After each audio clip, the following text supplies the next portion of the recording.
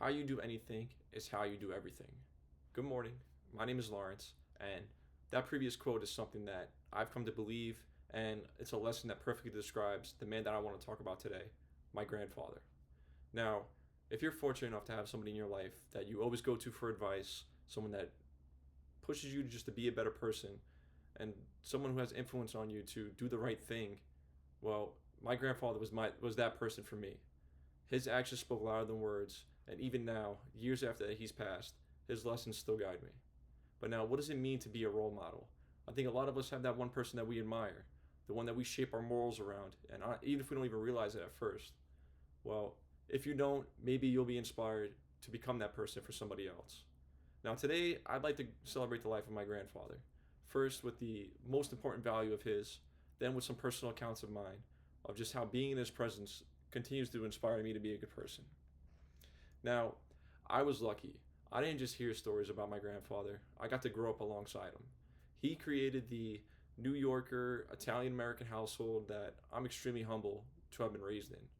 He married my grandmother when he was 19, and he built a life through mastering his craft. He raised 7 kids, 17 grandchildren, I was the 10th, and now 7 great grandchildren and counting, though I'm not ready to add to that tally just yet. My parents, my brother, and I lived in the side apartment of my grandparents' house, so we saw them every day and ate dinner with them almost every day.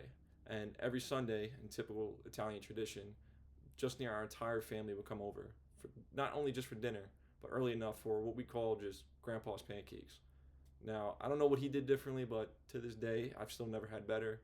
And he would easily be pushing out 50 pancakes a week or a Sunday. And I still remember the smell, and it was amazing. Now, he was an electrician by trade, eventually moving into electrical design. He helped to design a lot of the interior electrical work that went into the Freedom Tower in New York City, which I think is pretty cool.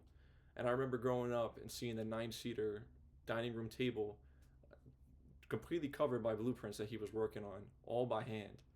And I think part of that is why I'm now focused on electrical engineering myself. And even after his retirement, he still went to work most days of the week. And it's not because he had to, but it's something that he just truly enjoyed. And that was the thing about him. His presence spoke just as loud as anything he could say. And now, he never raised his voice, but when he did speak, people listened. He never missed a family gathering. He never made you feel like he was bothering you or you were bothering him when you needed to talk. And he was just there, always. But more than just who he was, it's the lessons that he would share that have stuck with me the most. And one of those biggest lessons is to think before you speak. He was a man of few words, but when he did speak, he meant what he said. He never disrespected anyone. He never let anger get the best of him. And when he did have to reprimand you, you knew you deserved it, or at least I did. And he also believed that if you did not know something, that you should ask questions. The absolute worst thing that you can do is to assume. So another lesson is if your name is on something, you got to give it your absolute best effort. Whether it's a big project or the smallest task. He believed that the way you do one thing is the way you do everything. And that's a lesson I try to carry with me every day. But above all, he taught me that nothing was more important than family and those that you love. And he wasn't a perfect person. I mean, nobody is. But he never let arguments or disagreements turn into something more. No matter what, he never said or did anything hurtful to the people that he loved.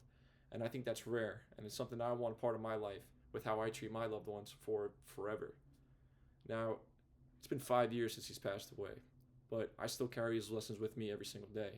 His discipline, his work ethic, his devotion to family, and his quiet wisdom, those are things that help shape the person I am today.